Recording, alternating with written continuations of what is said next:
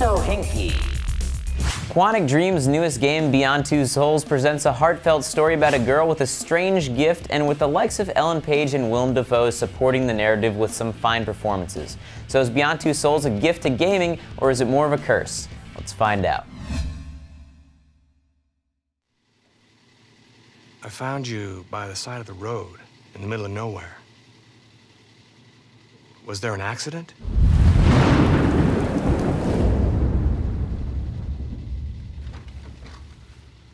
Did someone try to hurt you?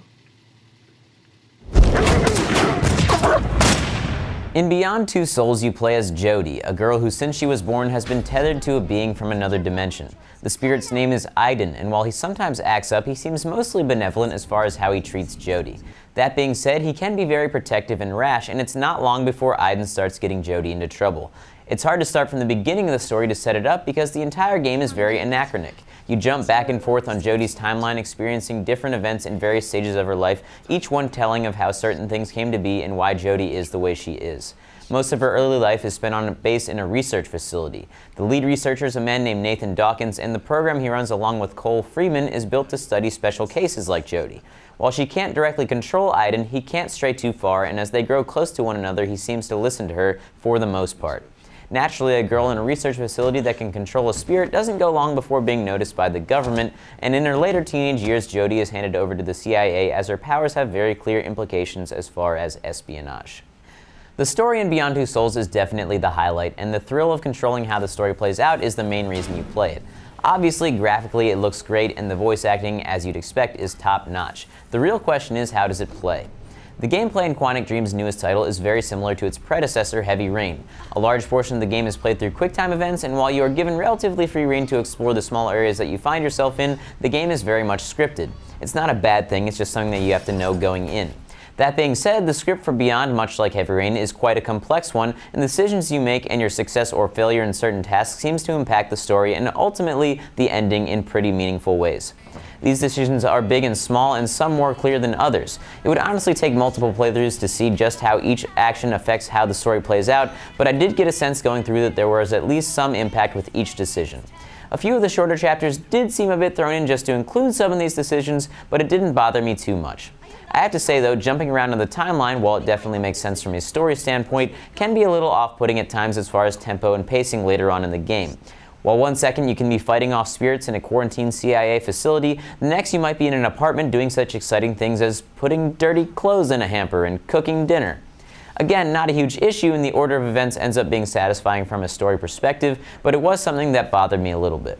Gameplay isn't without bugs, but none of them really get in the way of playing, and they're mostly amusing when they happen. The biggest thing to realize when you're playing through is that there's no do-over button. It's part of the thrill of playing. You make a decision and you stick to your guns, but if you happen to press the wrong button, you might end up making a decision you didn't want to, or more practically, getting your ass kicked during a fight.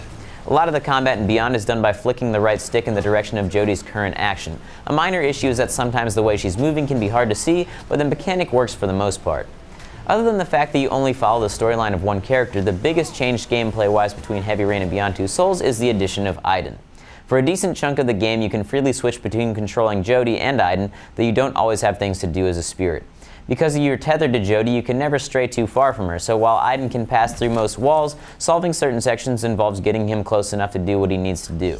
While some Aiden sections are pretty straightforward, others have you choosing to act or not act in various scenarios, either choosing to interrupt the action or let it play out. Some people might have a problem with the limitations placed on you while controlling in the spirit world, namely that you can only interact with certain specific objects, but I didn't have an issue with it as I was mostly focused on the story.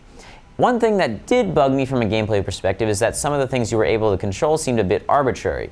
For instance, in combat scenarios, Aiden can choke enemies, possess them, and can take control as long as they don't touch other people or simply interact with objects to cause distractions. In these scenarios, though, the people and objects you could do these actions to seemed preordained. You can only choke this specific guy or possess this one.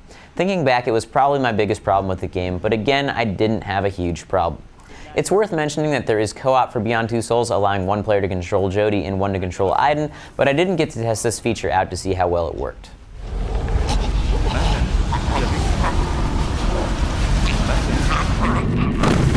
Ultimately, Beyond Two Souls is about the story, and though the gameplay had flaws, that wasn't what it was about. It's about Jodie's journey in experiencing her life as it plays out. Your agency in the story makes things more interesting, and though the story can have some cliche moments, most of the time it's because you made them happen. What can I say? I'm kind of a huge sap.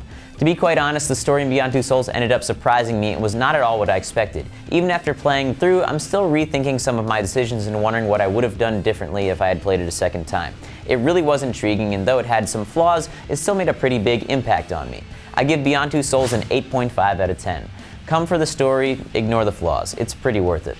For more Smosh games, make sure you subscribe right here, and for more of me, be sure to check me out at youtube.com/Sohinki or on Twitter @Sohinki. I'll see you guys next time.